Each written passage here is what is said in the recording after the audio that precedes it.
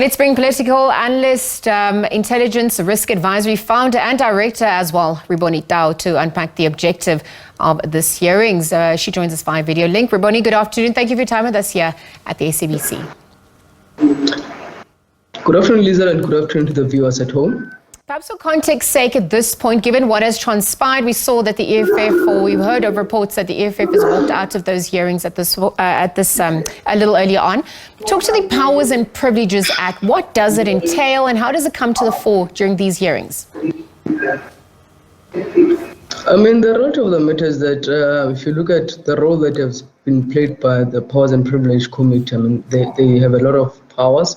We've seen a lot of matters, in terms of even, for example, Floyd Shivambu. We have seen different people appearing there, but the problem is that at this present moment, what is the EFF is raising through its advocate, that this is a political act, and that the ANC is in majority in this committee, and we've seen how the ANC in most committees where it's in majority, how it bulldozes certain political issues.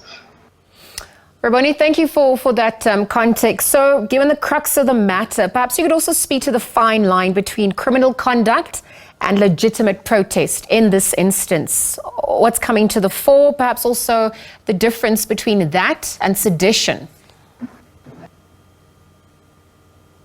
Well, I mean, the incident that took place last year, we could say that probably the EFF pushed it too far. I mean, the speaker had to react also in terms of the safety of the president, because no one knew what would happen, when they stormed on that stage.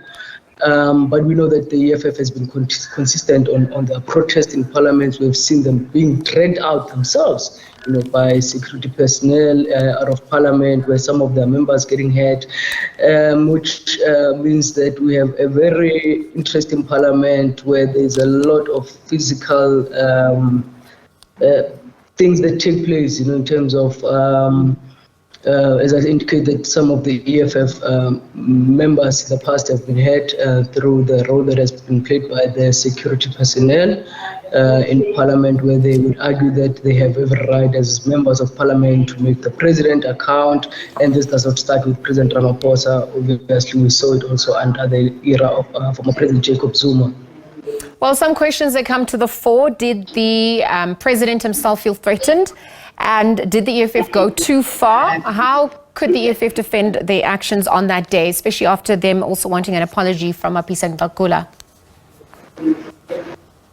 I mean, they've been arguing that it was not a threat to the president, but as I say that, when they took that stage, I mean, most of us were watching from TV, we're not certain of what would happen, because with the EFF, nothing is predictable, so it makes it very difficult to say the president could have not been harmed or the president could have been harmed, by members of the EFF, because I mean, this was the first time. And even if you listened earlier on to the Secretary of Parliament, who is the first witness, stating that this is the first time that they had such an incident in Parliament taking place. Well, from your vantage point, how was the incident handled?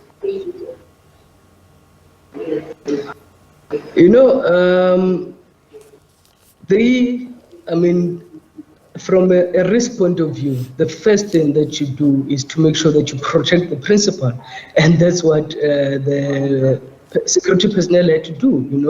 It's common. It's not something that they did that is out of this world.